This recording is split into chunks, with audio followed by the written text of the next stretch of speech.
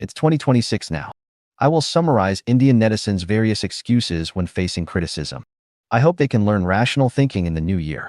India is your common label. If you continue posting stupid comments on the internet, this label will become even more negative. All of you will bear the joint consequences. I think you should pay attention to news like Saudi Arabia and other Middle Eastern countries deporting Indians on a large scale. Southeast Asia is also gradually reacting against various uncivilized behaviors by Indians. Whether urinating on the subway in Singapore, defecating at subway stations, or gathering to camp overnight on beaches in Thailand, these news reports are not fabricated by me. They were posted by netizens in those local countries. In the Five Eyes Alliance countries, the United States has clearly tightened H-1B visas. Canada, Australia, New Zealand, and the United Kingdom have all seen various protests against Indian immigrants. Just a few days ago, Germany expelled hundreds of so-called Indian students because they did not attend classes, failing to meet the study qualifications recognized by the German Education Department. Of course, I made this video with a relaxed attitude. I do not want to see Indians collectively report me again, causing my video traffic to suddenly drop. That would only make me angrier and increase the intensity of posting videos. I might even post videos criticizing Indian uncivilized behavior on other platforms. First, when local residents post videos or posts criticizing Indians for littering, bathing in rivers and lakes, or defecating and urinating in public, Indians gather in the comments section to accuse the poster of racial discrimination. They then collectively report the poster to the platform and even search the internet for the poster's personal information to threaten the poster and their family. On this point, I am not the most serious victim. I only had a new channel directly deleted by YouTube. This channel was banned by the Indian government and also faced traffic restrictions from YouTube. I want to say to Indians, if you come to China as tourists, you must follow China's social order. Even dogs in China do not defecate or urinate anywhere, or their owners will be criticized or even fined. As for bathing in rivers and lakes, it pollutes the environment on one hand and poses a threat to your own safety on the other. I am very curious. You hate China so much online, saying China is not as powerful or modern as India, so why do you come to China as tourists? After immigrating to Canada, you can gather and celebrate Hindu festivals, but you cannot bring bad habits from India to Canada, such as defecating on beaches or littering in parks. Why do Canadians not post articles and videos accusing Chinese people of doing this? Why do they not racially discriminate against Chinese people, but specifically criticize Indians? If a Canadian posts that Japanese people defecate on beaches in Canada, would it get so much resonance? Why do you think it is racial discrimination when we ask you not to litter, not to defecate or urinate in public, and to be more self-disciplined than animals?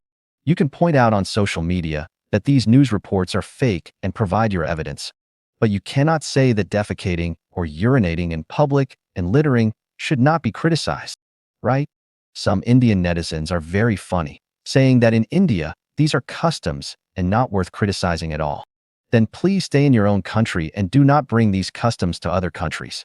This is a very reasonable request. I do not think this is racial discrimination. Perhaps one day, all countries in the world will stop issuing visas to Indians. That would be real racial discrimination. Second, we arrived here. This is our home now. You cannot drive us away. Yes. Although I often criticize Indians, I have consistently insisted in all my videos that as long as people arrive in a new country, their basic right to survival must be protected. Indians' right to survival should also be protected. But you illegally immigrated to the United States, Canada, Australia, and New Zealand, which shows your country is very bad. These countries are better than yours. So you are willing to immigrate. Since you failed to build your own country well, you must obey the new country's social system and follow local customs and laws. You have no right to use defending your lifestyle as an excuse to turn the local place into a second India. If you really miss your country so much, you should go back to India and build it well. I do not know how you came to China. Even in a third-tier city like Huai'an, I can see large numbers of Indian students. Last month, a hot topic on the Chinese internet was an Indian opening a restaurant in Beijing and hiring several Indians. I do not understand how they got visas. Chinese law simply does not allow foreigners to open low-end businesses like restaurants in China, or hire foreign citizens to work. As a native Chinese person who has lived in China for decades, I do not even know how to do it. Can you Indians tell me how you did it? Was this Indian's visa not involved in fraud? Is it the fault of Chinese netizens for cyberbullying him and demanding the government deport him? I will not even mention Indians stealing in Yiwu, cheating on samples, or deceiving customers about work meals and free accommodation in Guangdong. Such news is everywhere on the Chinese internet. If this is Indian society's custom, then you should be deported back to your country and never come to China again. When you protest in the United States, Canada, New Zealand, and Australia, demanding local governments improve your treatment, do you not feel ridiculous?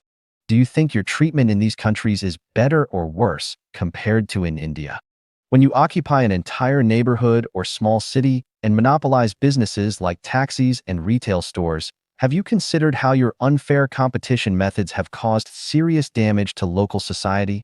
In one inspection, the New Zealand government found hundreds of Indian drivers with fake licenses. Local government officials estimate 70% of Indian drivers' documents are suspected of being fake.